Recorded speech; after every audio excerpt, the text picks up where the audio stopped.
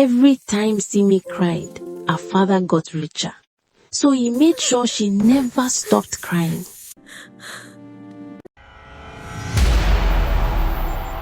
Before Simi was born, her father, Mr. Balogun, and his wife had nothing. Not just a little nothing, a crushing, humiliating nothing that followed him like a shadow. Baba Simi was a laborer in the dead marshes, a wide, dry and white wasteland on the edge of Omodogo village, where water once sat long ago but evaporated completely, leaving nothing but salt and cracked earth.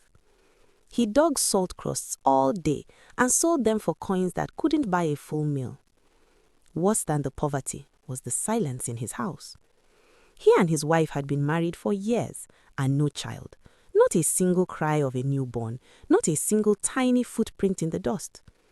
The villagers whispered, "At least if you don't have money, give birth," one woman said to another outside the market, not bothering to lower her voice. But this one, empty hand, empty womb. God, I beg. Leave them, the other replied. Some people just come to this world to suffer in two directions at the same time. His mother-in-law had stopped visiting. The last time she came, she pulled Mama Simi aside and said quietly, "I did not train you to go and be barren inside another man's poverty." She picked up her bag and left before sunset. Mama Simi never spoke about that visit. She spent her evening sitting by the window, staring at nothing, her hands in her lap, open, still, and empty. Like she was waiting for something to be placed in them, like she had been waiting for a very long time. One hot afternoon, while digging deeper than usual, Baba Simi's shovel hit something hard. He dug around it carefully. It was a cracked clay pot buried deep in the white earth. When he pulled it open, a thick liquid swirled inside, clear as glass, but with the smell of 1,000 years of ocean. He should have left it alone, but he was driven by a thirst he couldn't explain. He drank it all. The ground groaned beneath his feet. A voice, not from outside, but from deep inside the earth, filled his skull like a wave crashing in a closed room. "You have swallowed the ocean's grief. I will give you a daughter and the wealth of the deep, but the wealth will be mined from the one you love most. What is wet shall become stone, and what is dry shall become rich." Baba Simi didn't understand. He didn't care for riddles. He felt strong. He felt warm. He felt a surge of power in his veins. He went home that night, and exactly 9 months later, his wife gave birth to a daughter named Simi. The village women who came to help with the birth fell silent the moment they saw the baby. Her eyes. They were not dark and wet like a normal child. They were clear, almost like polished glass, catching light the way still water does at noon. Most strangely, she never cried. Not when she was hungry, not when a mosquito bit her, not even when she was dropped once, by accident, and hit her small head on the edge of a mat. She just blinked her glass eyes and looked at the ceiling. "This one is special," the oldest woman in the village said quietly. "Be careful with her." Baba Simi and Mama Simi heard the warning, but the joy of finally having a child made them deaf to it. They were still poor. They still ate half-empty bowls of gari, but they had Simi, and for a few years that felt like enough. Simi was 10 years old when she fell. She was running to meet her mother, a simple, careless run on a path she had walked 100 times, when her foot caught a stone. Her knee hit the ground, hard. The pain was sharp and sudden. It shot through her small body like fire. And for the first time in her life, Simi cried. The sound that came out of her was not normal crying. It was deep, like something breaking open. As the first sob left her throat, something hit the dust with a metallic clink. Baba Simi was nearby. He heard the sound. He looked down. There was a small, hard pebble in the dirt. He picked it up, thinking it was a stone. He rubbed the dust off with his thumb. Then he stopped breathing. It wasn't a stone. It was a raw diamond, brilliant, clear, throwing tiny pieces of light across his palm like a broken mirror. He looked at his daughter. She was still crying. Another one fell, then another, then 3 more. By the time Simi's crying slowed down and her chest stopped shaking, 12 diamonds were sitting in the orange dust. Baba Simi's hands were trembling. The first diamond alone was enough to change their lives forever. A trader from the city came, held it under a glass, and offered a price that made Mama Simi cover her mouth with both hands. It was more money than Baba Simi would have earned in 20 years of digging salt. That night, a wise old man, a distant uncle who had traveled and seen the world, sat with Baba Simi under the mango tree. "Brother," the old man said carefully, "this is a gift that came with a cost you don't understand yet. Take this money, build something with it, a shop, a farm with irrigation, something that grows on its own. Then leave the girl alone." He was right. The money from one diamond was a foundation. Invested wisely, it could have built a business, then another, then another.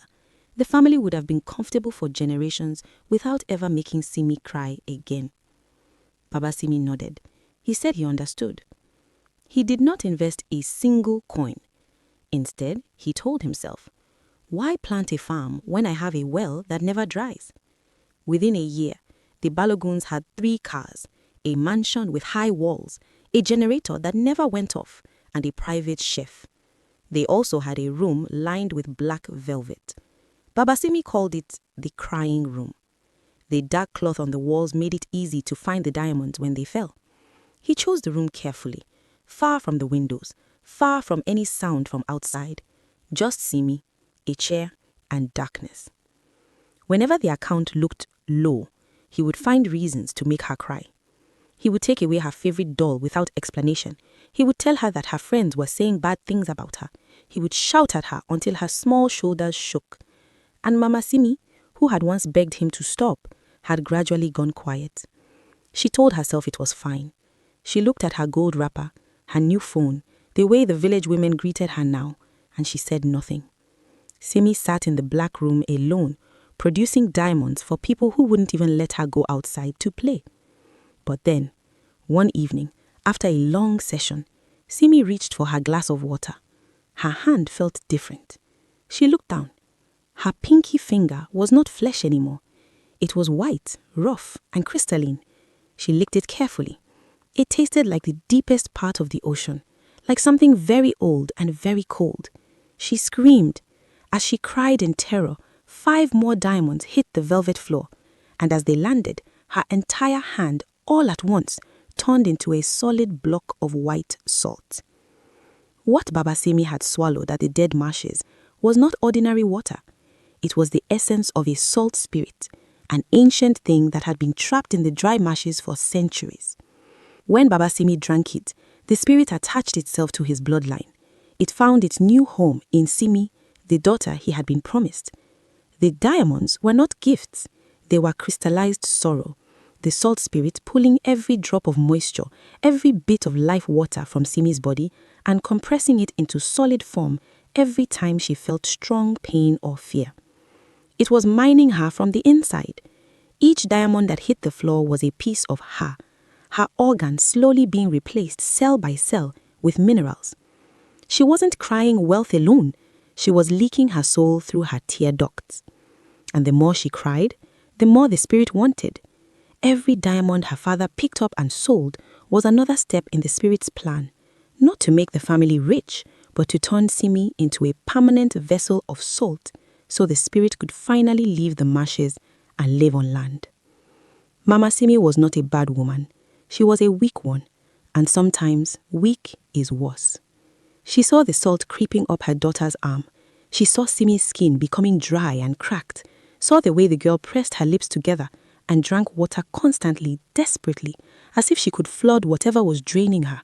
Hey besties, today's big shout out goes to Shinsta from Ghana, Pearl from Lesotho, Zama from South America, Nolwazi from Swaziland, Joan from Japan, Hajaza from Uganda. I see you. I appreciate you. 100%. If you want to shout out in my next video, drop your nickname and country in the comments. Lots of love from me to you all. Mwah. Mama, why does the water taste like nothing? Simi's voice was a brittle rasp as she tilted her 5th cup of the morning back, her throat working desperately. Mama Simi didn't look up from the heavy gold lace she was embroidering. It is the heat, Simi. Drink and be quiet. But it feels like there is a fire inside my bones, the girl whispered, holding out her right arm. The white crystalline crust had crawled past her elbow. It's reaching my shoulder, Mama. When it reaches my heart, will I still be able to breathe? The door creaked open before Mama Simi could answer. Baba Simi strode in. He didn't look at his daughter's face. His eyes went straight to her lap, searching for a glint of light from a diamond. Why is the floor dry? Baba Simi barked. I have a meeting with the governor's men in an hour. I told you she needed to be productive this morning. He stepped out of the room angrily. Mama Simi went after his husband for the first time with fear in her eyes. They stood just outside their daughter's door. Baba Simi, look at her, Mama Simi said, her voice thin and wavering. The salt, it's moving faster. She is drinking and drinking, but she is drying up. Maybe we should let her rest for a month. Let her skin soften. Baba Simi turned on her, his eyes flashing with a terrifying hunger. Rest? Do you want to go back to the mud hut? Do you want to wear rags and beg for Maggie cubes? Do you want us to go back to square one? Is that what you want? Mama Simi looked at the massive gold necklace resting against her chest, the one that felt heavier every day. She thought of the whispers of the village women who now called her queen. No, she whispered, dropping her gaze to the floor. I don't want to go back. Good, Baba Simi snapped. Now, let's get back inside and make your daughter cry diamonds. They went back inside her room. He turned to Simi, his face twisting into a mask of fake sorrow. Simi, my daughter, do you remember your dog, Bingo, the one that ran away when we were very poor? I lied to you. He didn't run away. I sold him to the butchers because you were too lazy to fetch water. Simi's eyes stretched wide. A sharp, agonizing sob tore from her chest. As the first diamond hit the floor with a hollow clink, a jagged line of white salt raced up her shoulder. Mama Simi stood up abruptly. I have to check the kitchen. The caterers are late. Mama, stay, Simi cried. Please, just hold my hand. Mama Simi didn't turn back. She closed the door behind her, leaning against it in the hallway.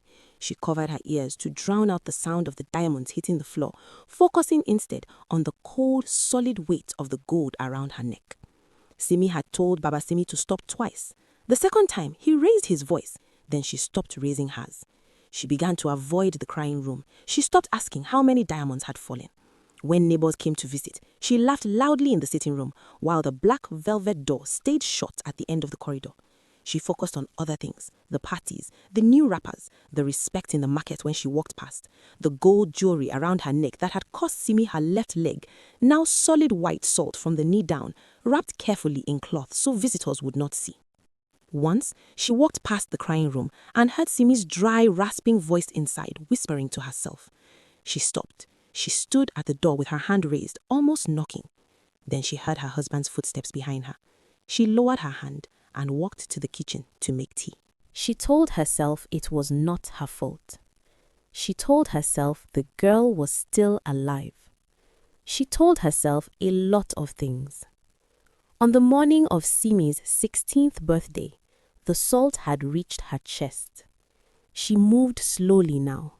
Her lungs felt heavy, like breathing through wet sand. Her voice had a strange, dry rasp, like two stones rubbing together. She was permanently thirsty, a thirst that no amount of water could touch, because the water she drank was being taken immediately, converted, stolen. Baba Simi had invited the wealthiest men in the state to a party that evening. He had promised them something they had never seen, a miracle, a child who cried diamonds. He planned to use the evening to close the biggest business deal of his life. He came to the crying room in the afternoon.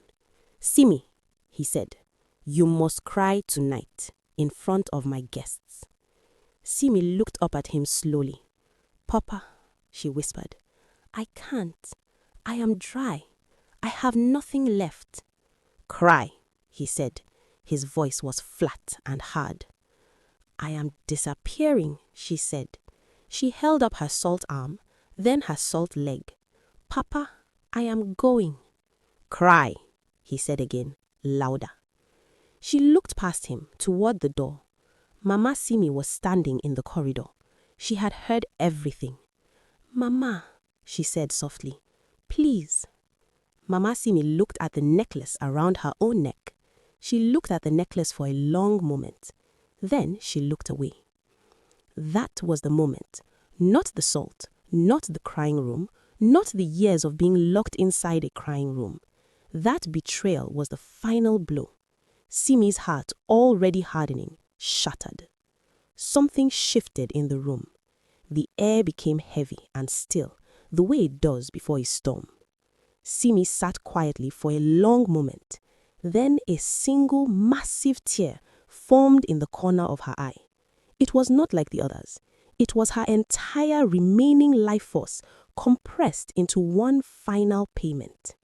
It moved slowly, thick, heavy, glowing faintly from inside with a cold blue light. When it finally fell and hit the velvet floor, the sound it made was not a clink. It was a deep, resonant thud, like something being closed forever. The diamond it left behind was the size of a pigeon's egg. It threw light across every wall of the room, blue and white and endless, like looking into the ocean from underneath. Then a wave of white rushed through Simi's body from her feet to the top of her head, and she was gone. In her place stood a perfect statue made of pure white sea salt. Her face was frozen in an expression of quiet, final sadness. One hand was slightly extended, reaching still toward the door where her mother had been standing.